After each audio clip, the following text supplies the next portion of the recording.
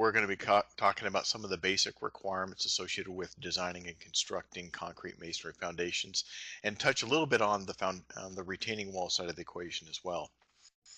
So the 3 segments we're going to break things up into here this afternoon is we'll start off kind of going through the design basis requirements. So we'll cover some of the basis of how we approach concrete masonry foundation designs, what the code requirements are, and sort of untangle some of the different options that are available through both the International Building Code as well as the Reference Structural Standard for Masonry, TMS 402.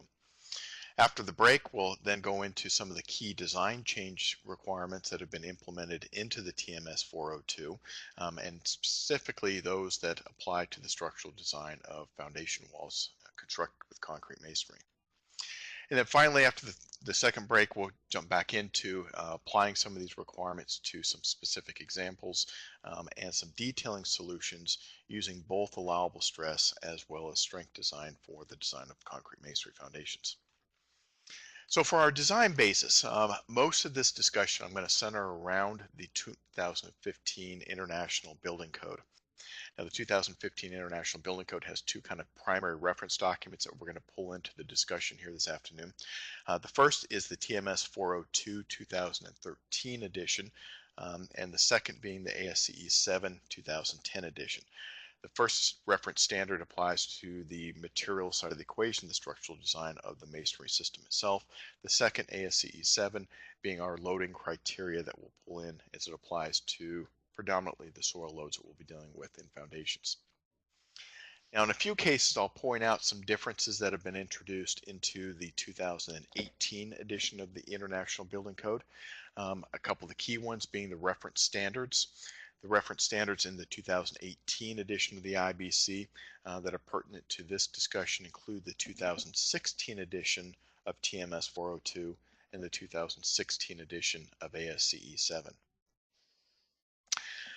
Now, before we get into too much of the basics, I did want to kind of circle back and talk a little bit about the reference standard for the masonry structural design provisions. Many of you know it by different names. The primary reference here that we'll be discussing is the TMS 402/ACI 530/ASCE 5 standard. This includes the structural design requirements that we'll sort of review and summarize as we go through things here. The second being the corresponding specification for that structural design standard, the official title being the TMS 602/ACI 530.1/ASCE 6. So many of you may know these documents as, for example, the ACI 530 standard.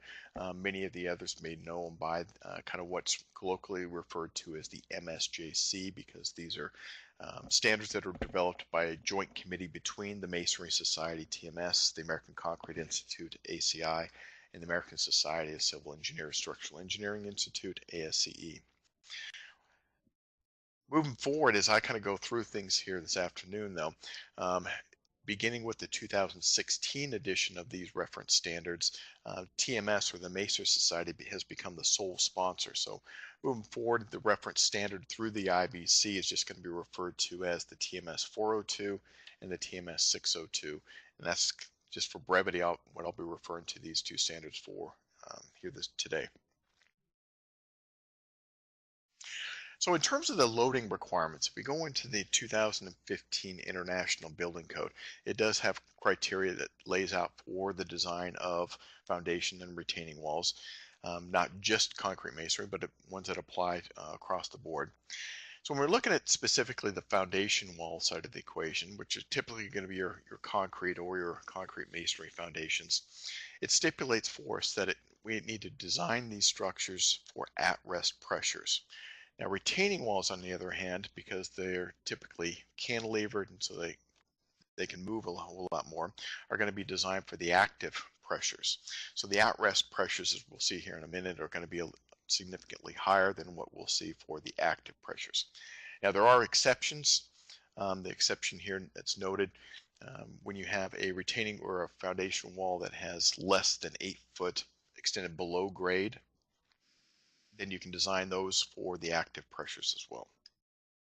No significant change here relative to the 2018 International Building Code. In fact, most of these provisions that we'll go through are going to be pretty similar between the 2015 IBC as well as the 2006 or 2018 IBC.